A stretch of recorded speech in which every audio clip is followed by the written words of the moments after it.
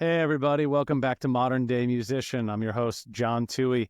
I'm here with an old friend of mine, Nick D'Errico, who we met back in college. He played on my junior recital, and we have a long history. And today will be a fun thing, kind of exploring being a modern day musician. Hey, what's up, Nick?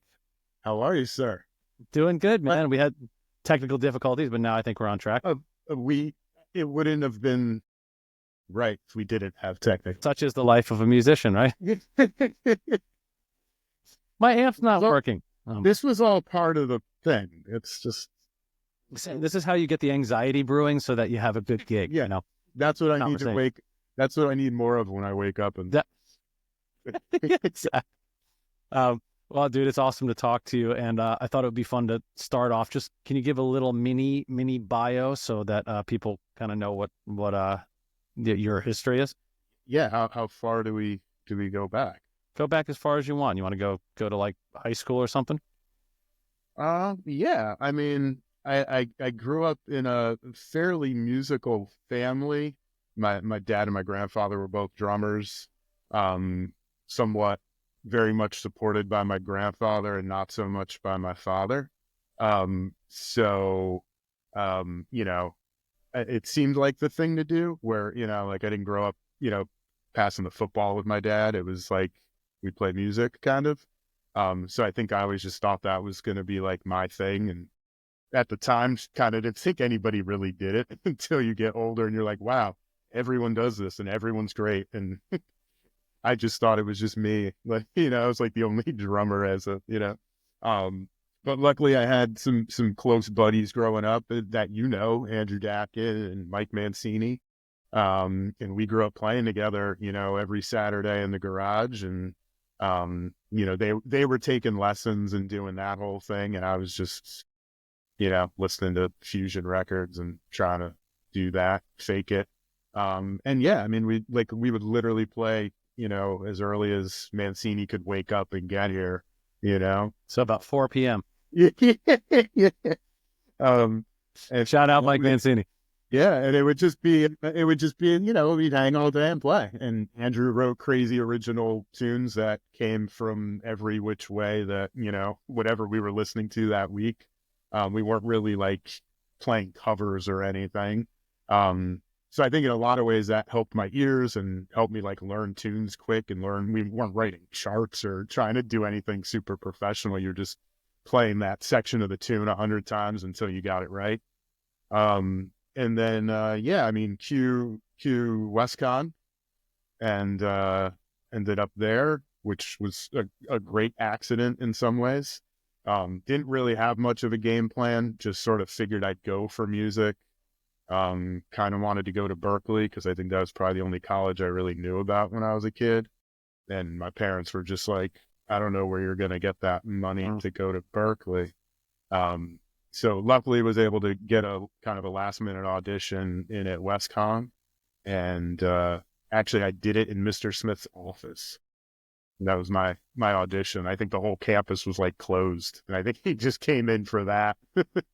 And it was like in a lot of ways, one of the best things that I think ever happened to me. I think at that time I needed college structure. I know music school is like a podcast conversation nowadays of, is it a wise investment or not?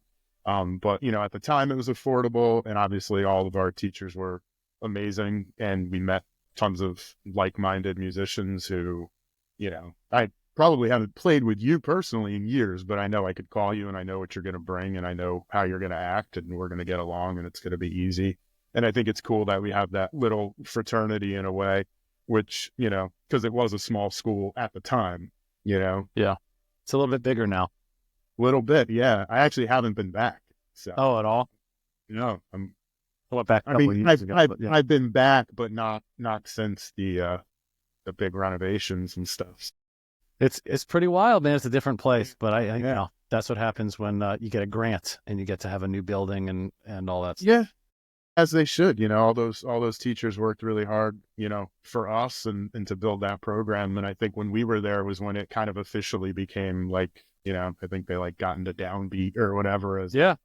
as accredited school. And yeah, so, just got out and, been trying to find my way ever since, through all the, teaching lessons, playing gigs, recording in the last few years, and just trying to see, like, not only what sticks best, but what we're most happy doing as well.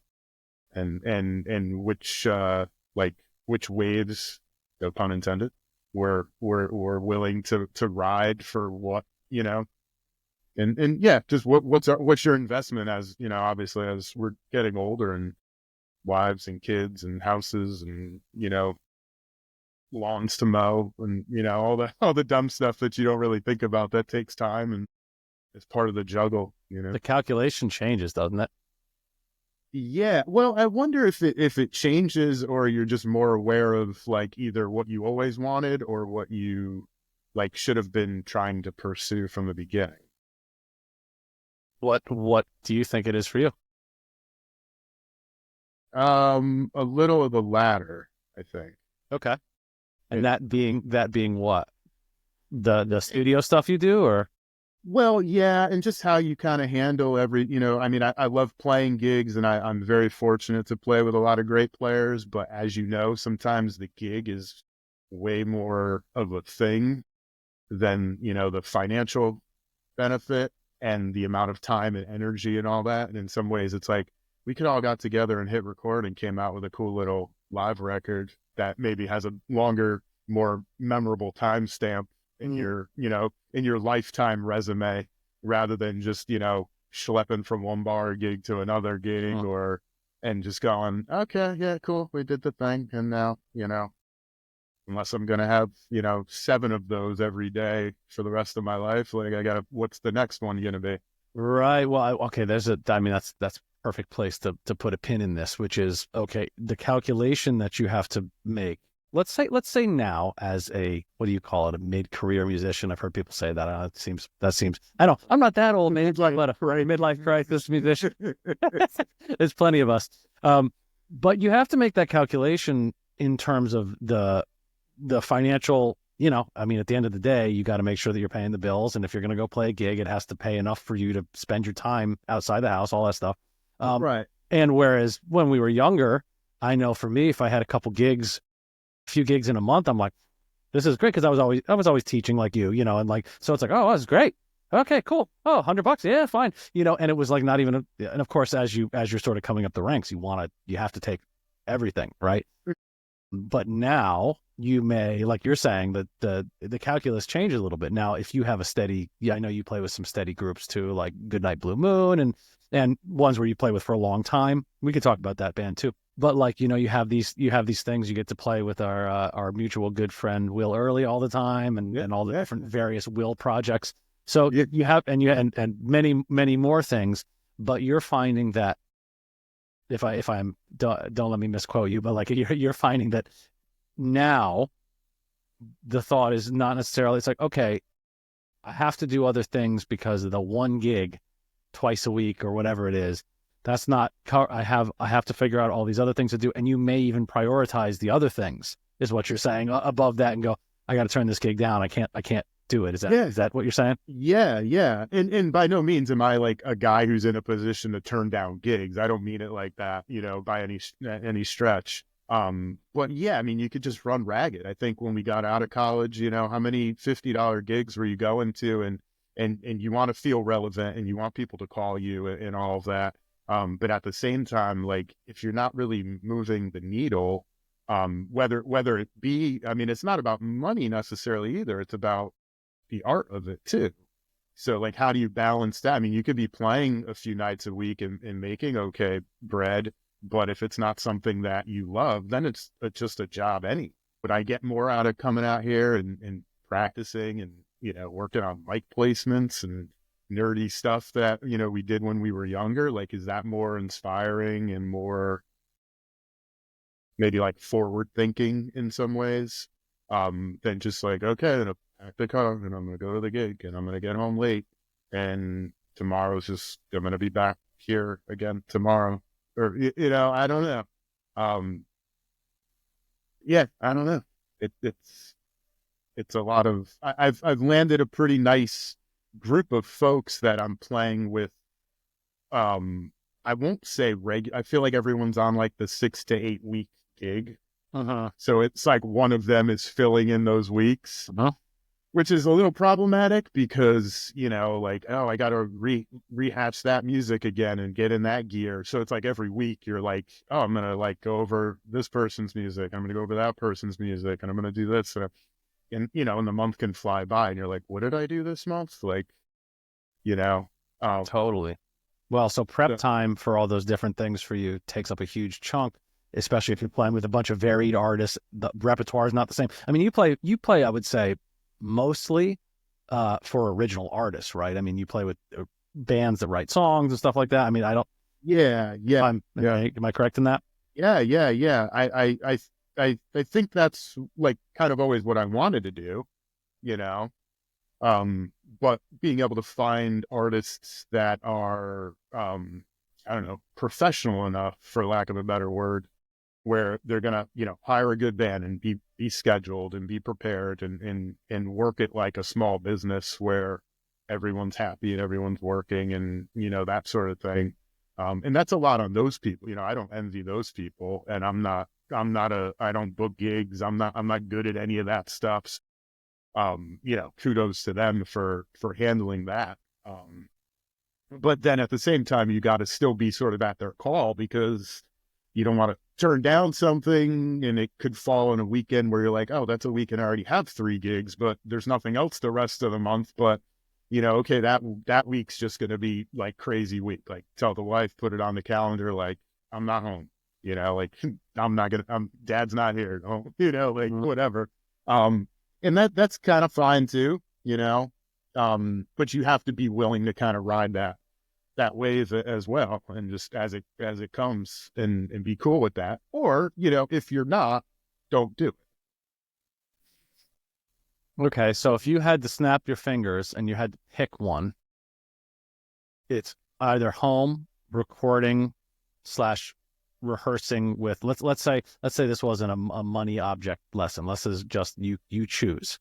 Mm-hmm. Home in your studio recording for projects, whether it's these bands that you're talking about or other stuff for hire, say, or going out and let's say playing with 3 different artists multiple times a week. What would be? Is it a hands down home at the studio, or it's become yeah. It's just like I literally with a buddy built this room, and it's kind of the fort that I never had as a kid. It was kind of like you either set your drums up next to your bed, and that's how you practiced until somebody yelled at you. And now I'm an adult, but I can come out here whenever I want and kind of do whatever I want. And I think just like musically, it's been more inspiring. I'm working with people that I don't know. And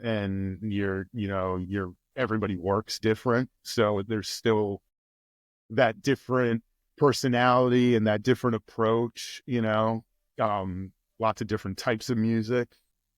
So I think I'm still working that same muscle. I think the end goal is, even though maybe you get there a little bit quicker, it's a little bit more meaningful than just like, oh, cool, the gig's over. We did it. It's like, okay, now, whereas that record you can kind of hopefully want to keep listening back to. And well, to touch on what you said before, what resonates with me is that I never ever wanted to play covers. Ever. It was always original music, even when I was in middle school and high school. That's why I liked writing music and I wanted to play with. And even though you kind of get shuttled into bands that do some of that stuff, that was never like you said, that was never the goal, was to be playing, cover music. I mean, I do plenty of that today, and I've done plenty of that because it's gigs and people like the music and it's fun, and you get a standard rep, whatever the modern day equivalent of a standard is. There's plenty of those now. For the last 30 years, you learn the songs and you go and so on a practical level, that's a lot of that. But I'm with you, because I don't feel like that was ever a goal for me, and in some ways it was a little bit of a detriment. I don't know how you feel about this, because someone would say play a song. I didn't know any songs other than anything I wrote or my band did. So I had to actually go through and learn, even though I listened to songs, I listened to music, but I never figured it out. I never figured out the chords. I didn't, I don't know. That's comforting to hear from someone like as accomplished as you, because I feel the same. Yeah, I didn't grow up like, playing along the Rolling Stones records or anything like that. But I think like, No. and when I got out of college, I mean, the first, I'd say like 3 to 5 years, I probably only played jazz gigs. And I really thought like that was my world, and this is what I do. And I loved it. And as I started playing more like poppy or backbeat type gigs, which I mean, I always loved that kind of music. But that's a different jazz school, like you have to study that stuff. You have to learn how to play a James Taylor song. You have to learn what makes, I'm playing a dance song. Well, okay, but like what's really happening on that record? Like, why does that snare sound a certain, that starts to kind of go back into the recording, but that's a really good way to learn tunes too, where, it's a classic tune, whether you like it or not, it's sold a bazillion copies for a reason. So like, who am I to be like, I played bebop and like, now I'm learning whatever. Like, that's not, that's a different lesson to learn that I think I'm still trying to learn, but I think that's also been the fun in like, even in recording, just like, I don't want to play that fill there. Like, what fill has to go here? Like, what's the right? Yeah. Like, what's that little thing? It's not about me just like playing along to a backing track and blowing all my cool stuff over it. It's like, what does this really want? What's it asking me? It's interesting because it's like, there's so, I've thought about this for years, is that you kind of, at least I'll speak for myself, at school studying jazz, you learn a whole new set of things that you value: harmony, rhythmic concepts. You learn improvisational topic. I mean, there's all this stuff, all these different type of techniques, and I know, and you end up, I ended up sort of thinking, well, A plus B plus C is sort of how this should go, and not really taking into account as much. And I know there's a lot of other people who are like that too, that like, there's a lot of these things, even though we're talking about, pop music and rock music and stuff, there's a lot of subtlety that's not immediately obvious if you're coming from a jazz background, that is like, you're playing a 2/4 rock beat, but it doesn't feel right at all. Just because you could play the most complicated polyrhythm does not translate to, there's these micro timing. There's all this little subtle ways of doing things that if you're doing it in a particular style, that may not just be harmony plus melody plus rhythm. It's like there's some X factors going on that if you're not attuned to, that's why it doesn't sound right when someone from that background plays one of those other gigs. Yeah. I mean, you probably have your own guitar teaching example, but like rock beat number 1 that I teach kids is like probably one of the most recorded rock beats ever, and I feel like I'm still trying to learn how to play it. So when a kid learns it and they're like, cool, what's the next one? And I'm just like, like, it's so like one dimensional somehow when you play it, and you don't realize that because you think of it as notes on a page. Right. And I almost wonder in some way, with the exception of like more modern jazz where there's tons of stuff going on and intricate time signatures and crazy forms and whatever. But, when you're sort of like going for it, for the spirit of improvising, there is really no wrong, which is a beautiful thing. But when you want to listen back to something for 20 years, is there going to be something in that you're like, how to do that? Well, the thing is the moment versus the replay can be very different. True. I mean, the goal, I think, is hopefully to capture both, or maybe 70-30 or something, something that checks enough boxes in one way, versus another. But yeah, I think, in like a weird, growing up like AC/DC, right? Like I never grew up and like loved AC/DC. I was just like, yeah, well, I could do that, And now I listen to them and they're like awkwardly one of my favorite bands, and nobody could show like, I think I could technically play a lot more than like, Phil Rudd. Right. But like, I can't play that gig. I would not take that gig if somebody, I'd be like, I can't do that, and it's not about, it's not about like the amount of skills you've acquired necessarily when you're going for a composition or, you know what I mean? Because it's just a certain aesthetic that you're not going Yeah. to get from school. You're not going to get from sitting and practicing with a metronome. You may not even get from playing with certain people versus other people, and that's such a case by case basis.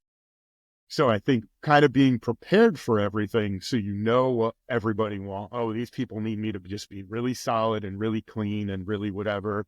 And like, oh, these folks want me to like lose control, be rambunctious and exciting, and and the same thing I think goes for like what crowd are you playing for too? If you're doing a live gig, Mm. it's like, yeah, it's a beautiful song, but like these people are drunk and it's midnight. Like what's the drunk at midnight song that we have? Like, let's do that. And then when you have like a singer who's like, yeah, I don't want to play that. And it's like, it's not really like about that right now.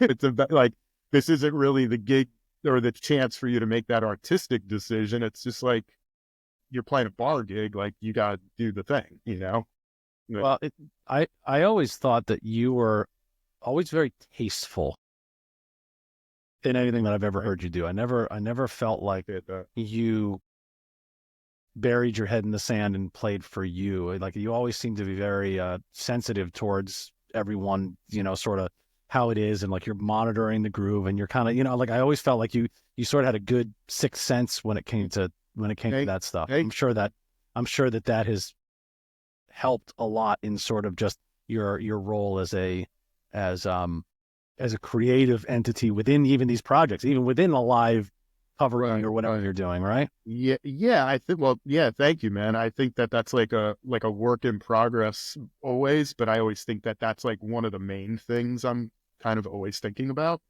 Plus, I want everyone else to, I've been on gigs where I felt like, oh, I shouldn't be here, so I don't want to ever make anybody else feel like that musically either. So I don't know how much of it is me wanting to like compliment them and support them, or but also that's what it's about. So playing with two different guitar players, they probably hear different things, so can I give them each that when they're playing, and that's going to make things feel better. But also that's like the challenge too, and that's like it's not sitting at a pad trying to play single strokes at, 300 beats per minute or something like that, which, is cool. And I can't do that.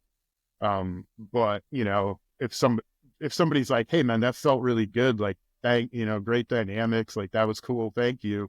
Like that means more than like, what was that fill you did, And usually it's like the fill that you're like, I don't know, I play that all the time. It's not even like the cool, you didn't hear the cool one I tried to do, but like, the one that meant nothing was the one that you loved. Yeah, I don't know. But I do know, I think it helps keep the inspiration there too, because it's always something new to learn or a different way to think about something, or, find the perfections in the imperfections, or Yeah. Yeah, no, I agree. It seemed like an attempt at a quote that I didn't land. I think it makes sense. I love just the fact that what's if we're let's say we're talking to non-musicians for a moment, although I'm sure it's probably going to be musicians who watch this mostly, but like a lot of times these are not outright stated. It's just you have to feel it out. Like you're talking about, you play with two guitar players and they might have different aesthetics or things they want you to do, or like, but it's never I shouldn't say never, but it's almost never like, hey man, I like when you play like this in this part. Or no, I feel like you're too big, unless it's like egregious and someone has to call you out, which it's happened to me a bunch of times. Like, it's like, yeah, dude, you're playing too much. Oh, okay. You kind of, but other than that, you really do have to kind of mind meld in a way and go, oh, he's reacting to this when I do this. Noted. That's a type of thing this person likes. Yep. It's very, you have to be sensitive to those things. Yep. And there's some players that are great players, but maybe they're not used to like that over the bar line thing. Whereas somebody else is into that and they want you to jump on that. And then someone else is like, it's cool for like a measure, but you still got to give them like little like guideposts or give them that backbeat somehow, or, give them that support. And that doesn't mean that they're a bad player, it just means that that's where they sit too. But I guess kind of back to your question in a way, to non-musicians, I think that's also just like hopefully like how to be a person, like in real life outside of just music, like, and as musicians, how many, like you do theater gigs, and I'm sure there's a bunch of like amazingly professional people who are very clean cut and can read like hawks and they're on time and they're all that. And then you might show up at a gig where somebody's late and half in the bag, and that's a different person. It doesn't mean that they're a good or a bad person either way, but maybe you kind of change your vibe depending on who you're working with too, right? Absolutely. So I mean, that would be the same if I, worked a desk job and, the guy over here in this cubicle likes, telling jokes, and, this one's very reserved and I'm not gonna do that with them. And, just kind of knowing how to like be socially aware, as best as we can, be kind of socially awkward in our own ways also. Sure. But you know what I mean? I think if we all are trying to kind of make that moment work collectively, then it can work. I think if you go in, like you said, with like, well, this is what I do, it's so funny. This is how I act. Right. Well, okay. That could rub people the wrong way. And I'm kind of like talking more, not in music land, just in general. Yeah.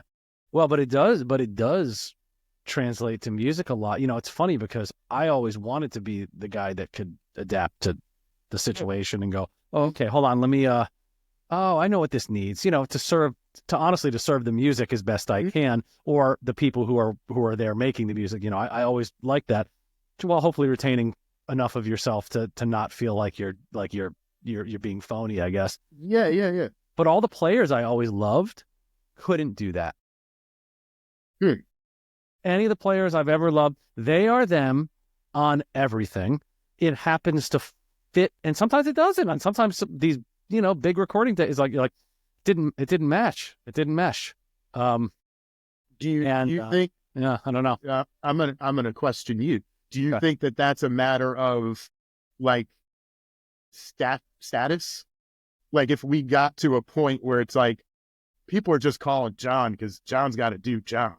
Do you think at that point you don't care as much about the I don't want to say you don't care about the music, but you're like, oh, I could do whatever I want to do on this. Do you think that some of those players maybe have that attitude? And as much as it's, we talk about having a sound and how long it takes in this journey to develop your own sound, but does that mean that your sound is needed in this situation also? That's kind of like an ego thing, I think, too, in a way. It's nice to know, like, oh, I kind of think I have my thing, but also like, what's the thing we're doing?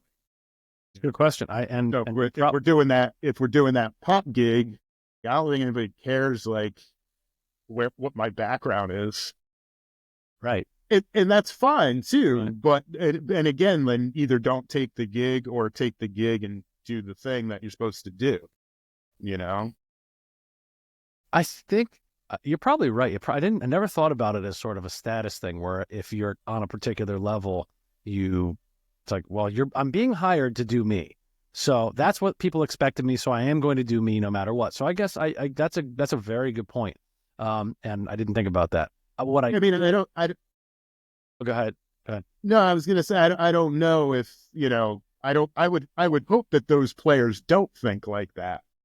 Well, but right. I mean, you hear enough stories of people doing things that you're like, in any other business, you would be fired so fast. You would be no one would want to work with you. pulling all these shenanigans and stuff. A lot of times for ego purposes and things like that, right? You hear about that. So I don't, that part I'm not so sure about, but I will say that I think some of it also has to do with like personality type and like stubborn sort of like, this is my thing, this is what I do, take it or leave it. And I've always really admired that. While I am not that, I've always sort of been like, man, that takes guts. That's great to be like, I'm going to come and do this. And I'm actively getting people not happy with me, say, at a gig. And I'm like, this is what I do. Like, that's bad in one sense, and I wouldn't do that. However, when someone does that, sometimes I'm like, man, that takes some serious guts and belief in yourself, maybe too far. But I wonder if that is sometimes like the missing component in some ways. Yeah, I could never be like that. I'm not the guy to be like, hey, I'm here, this is what I'm going to do. But maybe in a way I should sprinkle 10 or 15% of that in sometimes and not question everything I do all the time. Well, okay. Yeah, that's that's me too. Yeah. But I think, in a way that also it keeps you with a lot to it's another thing to practice in a way. It's like a different muscle.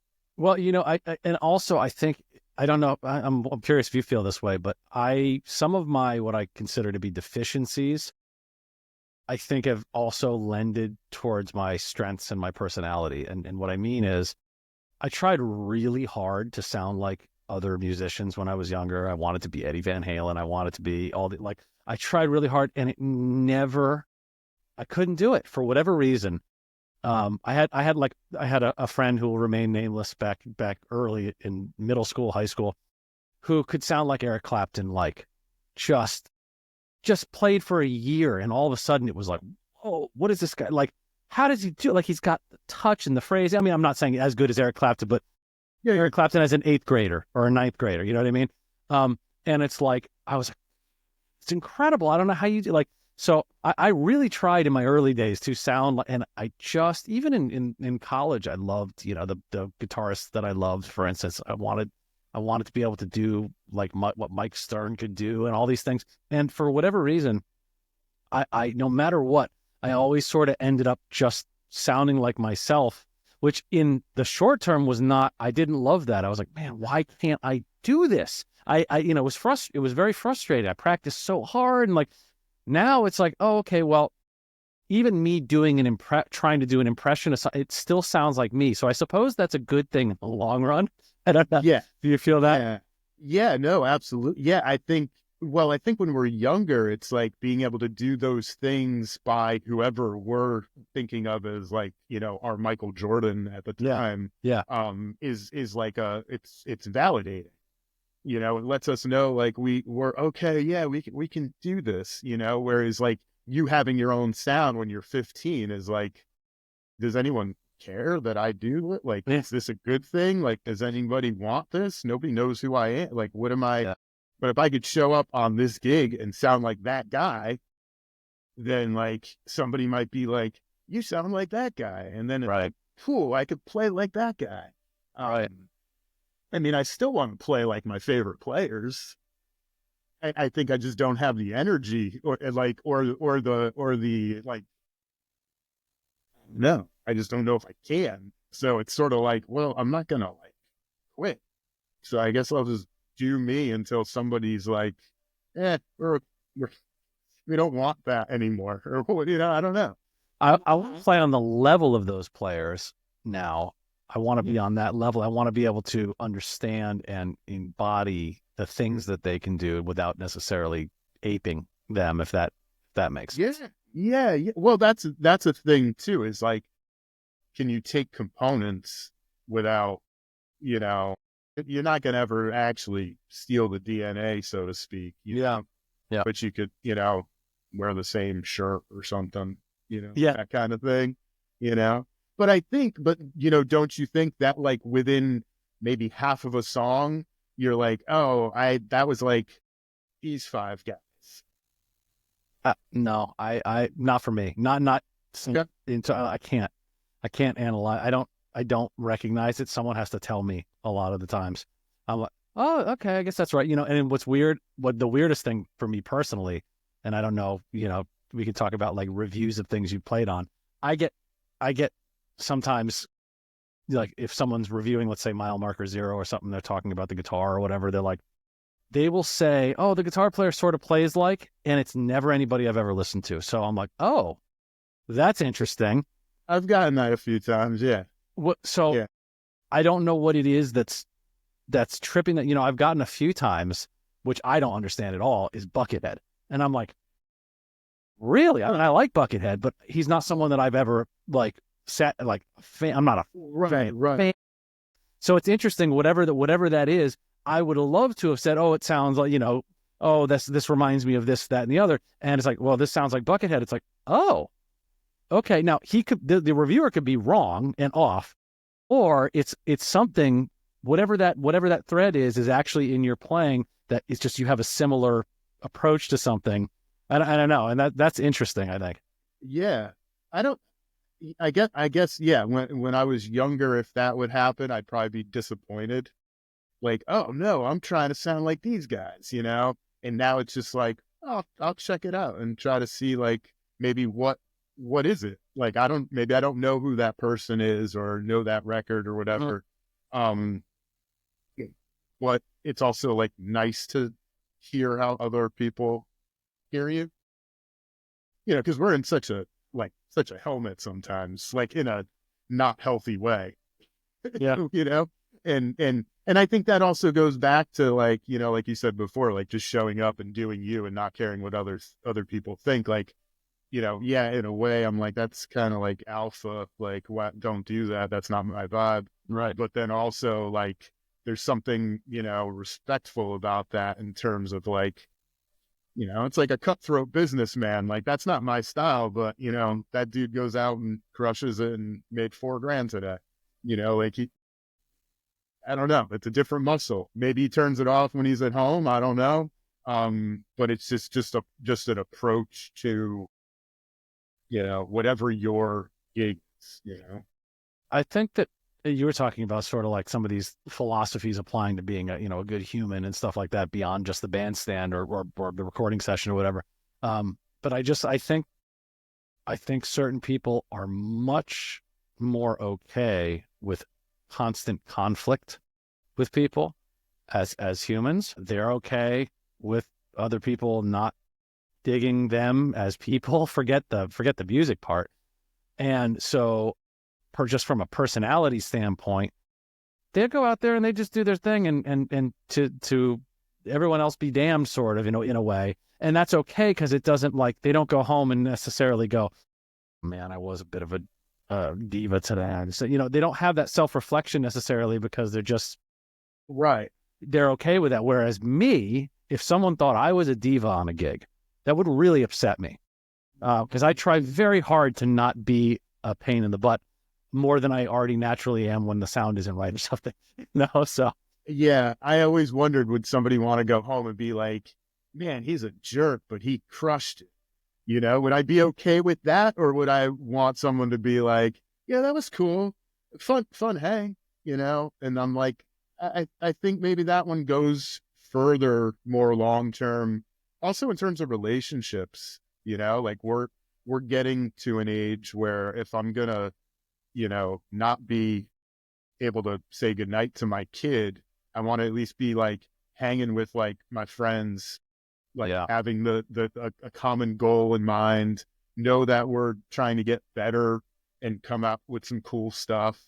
And like that moment or that night or whatever is an experience, versus again, just the run of the mill, like, oh yeah, I'm playing here tonight and then I'm up here and then I'm going there. And that guy's cool. He's kind of grumpy. He's usually drunk. He's like, I don't know, like that doesn't excite me. Yeah. Go ahead. No, you go. I was going to say, at this point, I would much rather play with people who are not necessarily as good or accomplished, but they're really cool people to hang with and we just have a good time in general, than it's the opposite.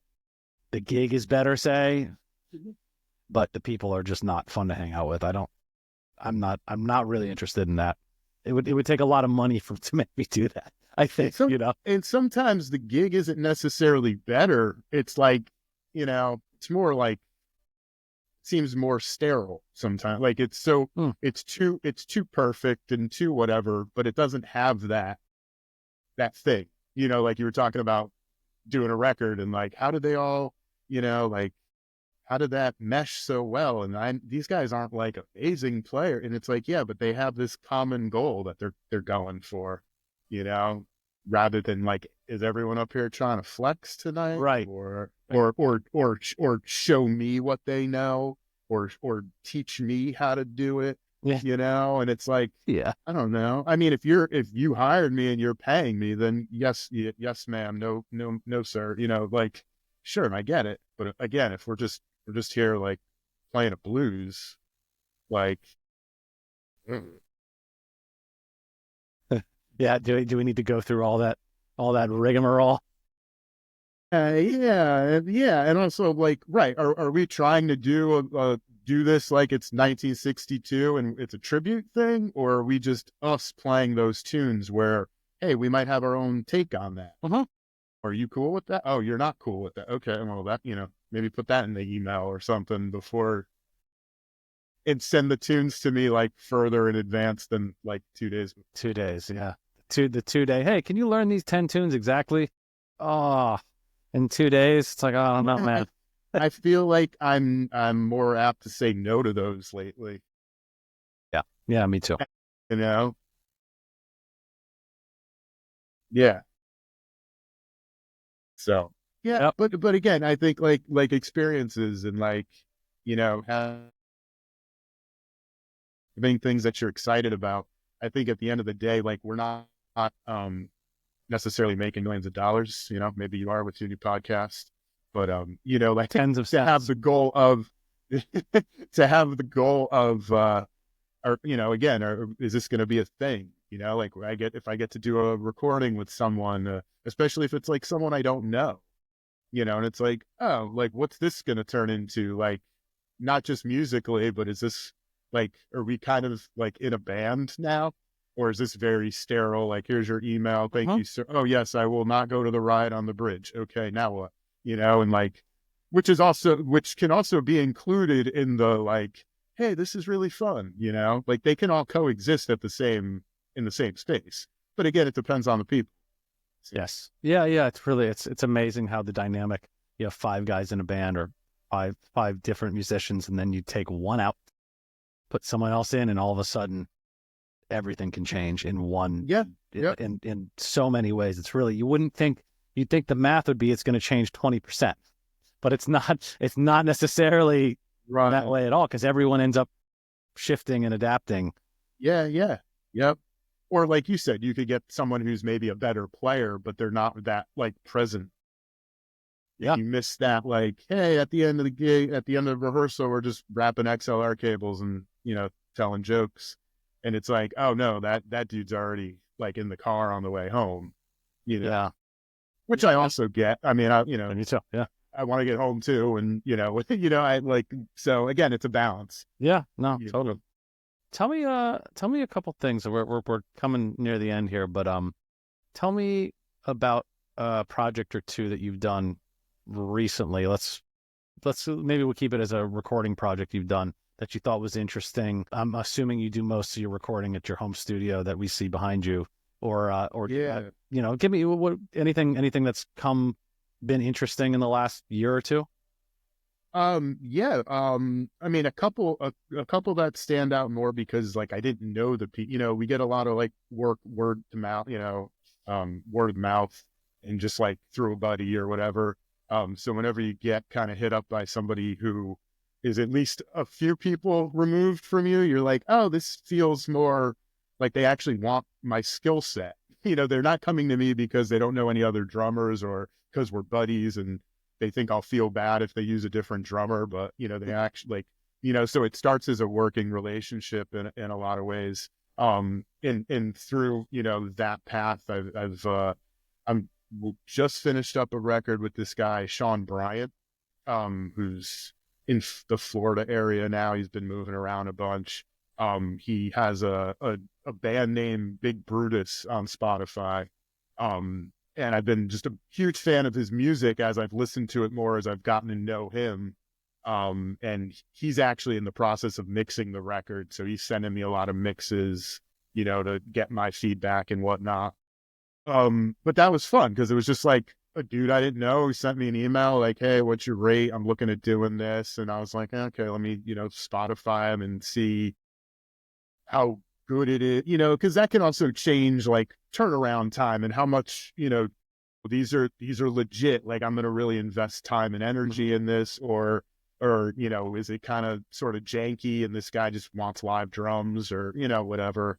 And it's actually turned out to be some of my favorite music, not even the ones I'm playing on, just his whole approach in general. So that's been really fun. And somebody outside of the, the bubble, we all have our circle, Yeah. And I think in the last few years, I've been kind of like trying to manifest other circles, not for any, nothing against anyone that, I'm spoiled really with a lot of the people I get to play with.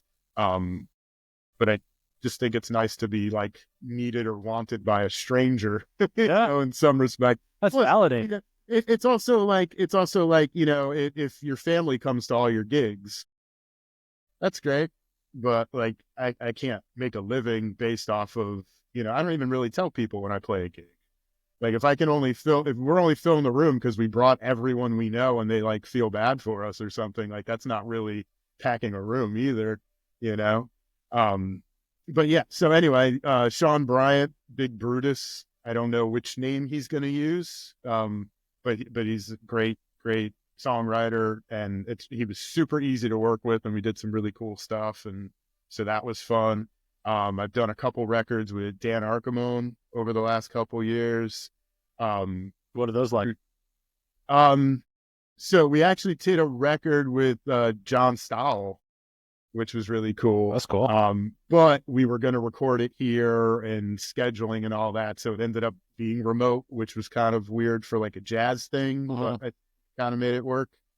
And then the newer record is kind of like, it's like jazz drum and bass, but there's like female vocals and it's kind of like That's cool. rock, and it's sort of all over the place in a weird way.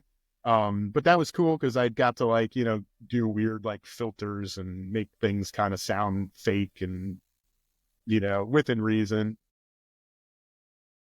So that's been cool. I did a gig with someone, and this other person opened, and we were just like, "Oh, it sounds cool, man. Yeah. Oh yeah, you sound great." And, it was like, turned out like the guy lives around the corner and he was about to do a record and needed drums. Oh, I love stuff like that. Yeah, so it's kind of like, okay, a rehearsal for one gig that's going to be 45 minutes and, pays normal, whatever, but it turned into a thing, and that dude's name is Matt Pacheco, and he's out of Wallingford. So that should be coming out soon. Cool.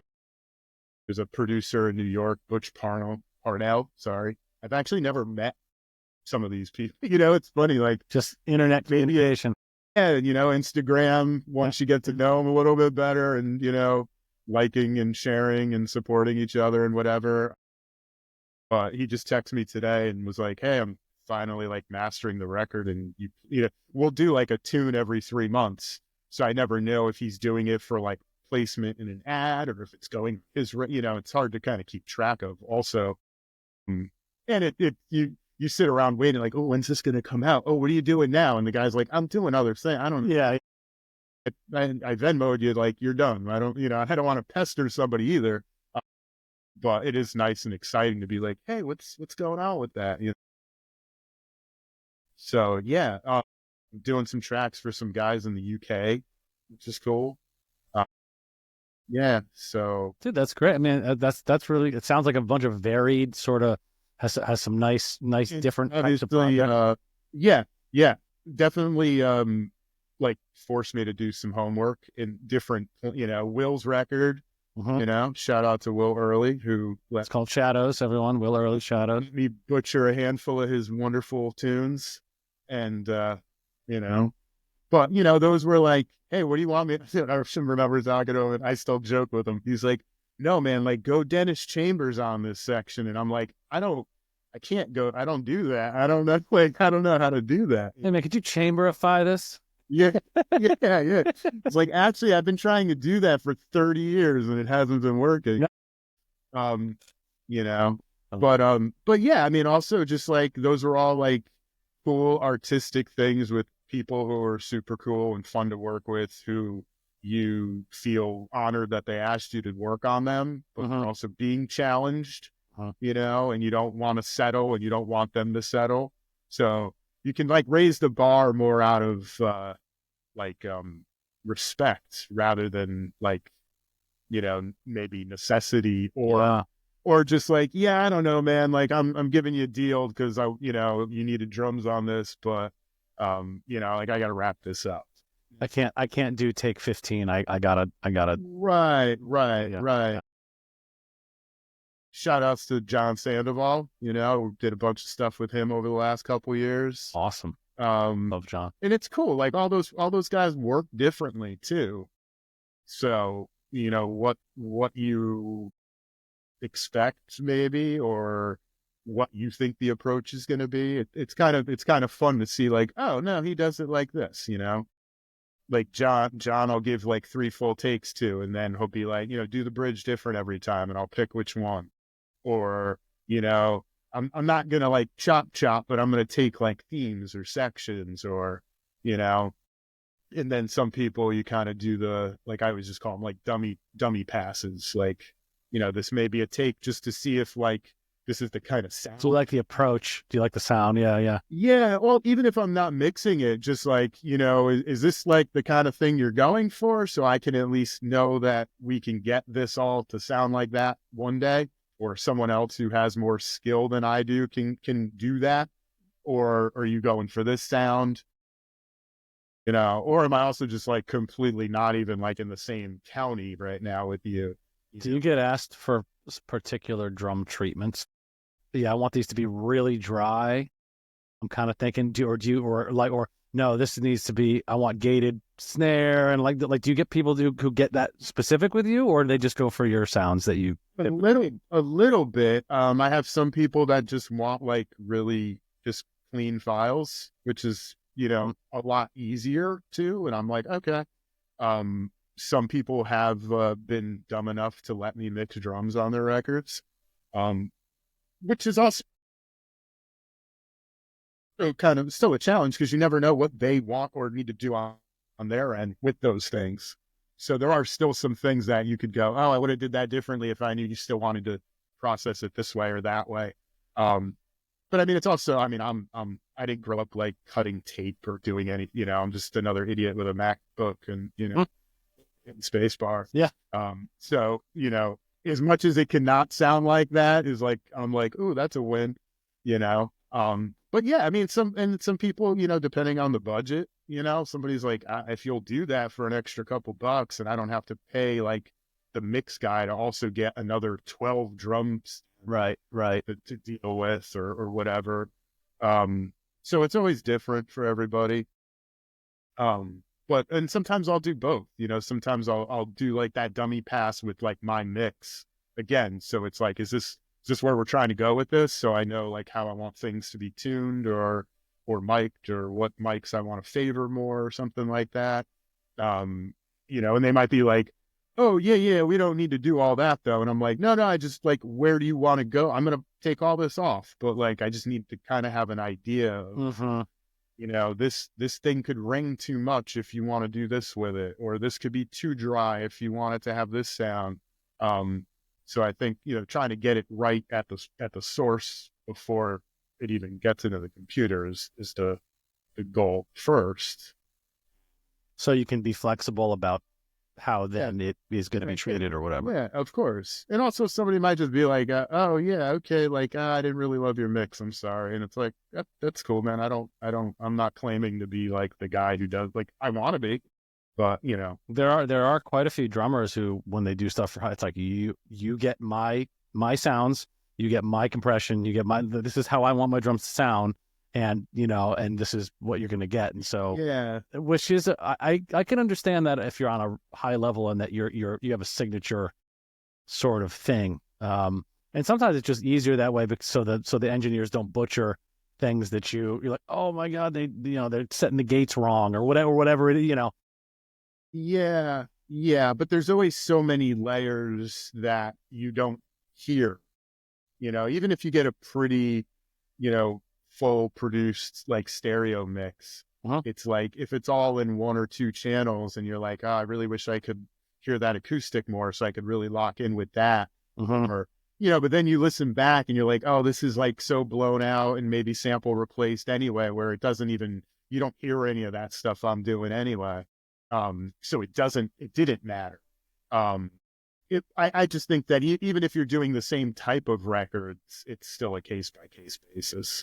So not be too, I mean, I've heard some of my favorite, idol, session drummers that I nerd out about just say like, yeah, I know it's going to get gridded and it's going to get sample replaced and whatever. And it's like, that's what you hired me for. Here it is. Like, Gotta let it go. I'm not going to have an ego. And you can still do like, hey man, this may be crazy, but like, what do you think about this? And sometimes they're like, do you want to spend the time to do that? And then it's a matter of like, well, is that going to make this the best version of this song? Or am I literally just like, yep, cool, that was today. Like, pay me. Like, I don't know. I think if the music sounds and feels like it has more legs than that, then we owe it to the tune to do that. I'm not gonna get rich off of your one track and be like, oh, okay, I'm gonna run away and hide now. So I'd at least rather listen back to it next year and not be like, I should have changed the snare. I should have did another take. Right. And I was lazy or I was strapped for time. But now time is insignificant because it's a year later and I'm listening to that and I don't love it. Yeah. I mean, if you're putting in an A, I think in all those respects, I think like, if I get hired to do stuff, I like to put it in A, even if the budget's not great, even if unless I'm really strapped for time or whatever it is. Like I say, I'm like you. It's like, okay, in a year, I want to listen back and go, oh yeah, it was good. Even if, I feel I would have done it maybe a little bit different now. Cause of course, over time you gain skills and stuff and you go, oh man, I would have captured this with a different mic or whatever it is. But you can go, I did a good job for that time, and I just know that I'm personally not satisfied unless that is the case, Right. And I think too, there's a level of, especially like doing remote, like trying to make that feel like we're doing it together. Yeah, is important. Yeah, and I don't know what the equation is to make that work, but I think that I'm at least, I think and then if that's there, then I think the other things aren't necessarily as important. Yeah. Oh, I totally hear you. I think that's really fascinating. And the fact that you so tell me this before we wrap up and we tell people where to find you.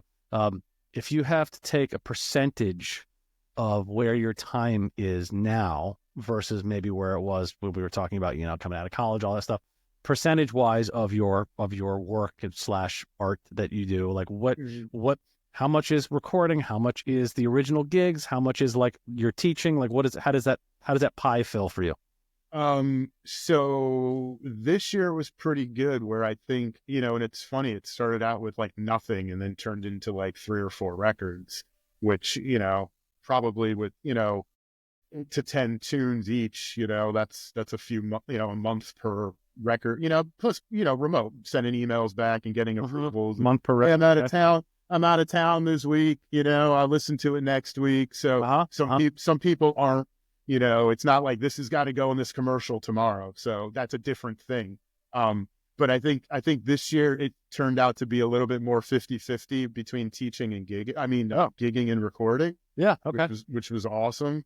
I think the teaching is a little bit less. I'm not teaching as much privately here as I was. Mm-hmm. And I don't know if that's just because I was kind of getting busy with these other things that I wanted to consume my time, that I wasn't pushing to be like, oh, Wednesday nights are open. Like, how do I fill that spot? Like we did, when we first got out of school, Yep. However, that once the records are done, it's like, oh, Now what? now what am I doing? And it's a different muscle, because I could be out here every day and I could come in here blind and turn everything on and be ready to record, and things are already up and running and everything already pretty much sounds good to go. I can get you a pass in 10 minutes, just to get the ball rolling. And then there's some times where you're like, oh, I haven't really done this in like a month. And it's like, why is this kick drum sound like I didn't even move the mic? Why does this sound like what what happened? Like, why this, did I blow a preamp? Did I, yeah. So I think that, trying to, be available to record and just build that catalog as much as possible. And it also just like, it feels good. It feels like that's what I want to be doing. And so far I haven't had anybody publicly hate what I've sent them. Well, that's amazing. That's not publicly. I believe they're like terrible. Yeah. They have a whole different Facebook page. So I won't say That you're not invited to. Man, that's awesome. Well, it's awesome to thanks for hanging with me for an hour, man. This has been really awesome. Man, my pleasure, dude. I love catching up. We could do another 3 hours on all the different various things, but I think this was fun. I'd love to hang out in person soon if we ever get a moment to do so. Live podcast. Oh, we could do a live podcast. That would be fun. We'll get a cast of characters in. I got to figure out how to mic everybody, but we'll worry about that. That could be a thing. Yes, that'd be fun. That would be fun. That'd be a good hang. Be a nice hang. I'll have to edit out a lot of inappropriate things. I was going to say maybe you don't need that many microphones. Yeah, we'll just have the mute button ready. I'll never have to worry about getting a gig ever again. Yeah. Most of this will just go out the window. So, all right. So let everybody know, Nick, where they can find you, your website, or whatever contact that you, if people are interested in hearing things that you played on, or hiring you for recordings and stuff like that, or various things. Cool. ND Drums 44 on Instagram is probably like the quickest way to kind of text me without being too personal, I guess. Mm-hmm. NDDrums44 at Gmail, nddrums.com, NDDrums, YouTube, the usual. I do have a Spotify like discography I've been putting together more as just like a resume thing that I could send someone quick rather than having to, come out here and like record for them and then send it and whatever. But I don't even know. I could send you a link or something. I could put it in the show notes. I don't know. That'd be fun. There's probably 14 backslashes and. Yeah. Send all that stuff to me. I'll put it in the show notes. People can go down below and click on it. Cool. For ease of use. Yeah. Cool. Nick, this was great, man. Yeah, man. Thank you so much, dude. Great to hear your voice and see your beautiful professional setup. Mine looks like a clubhouse about to fall apart. Yeah. But, well, it's okay, man. Listen, you can repair the roof only so many times before you need to tear it down to the studs. Well, hopefully if this ever comes down, then we've got some issues. We're gonna be in a different studio if that's the case. Oh. Yeah. All right, man. I'll talk to you soon. Thanks, buddy.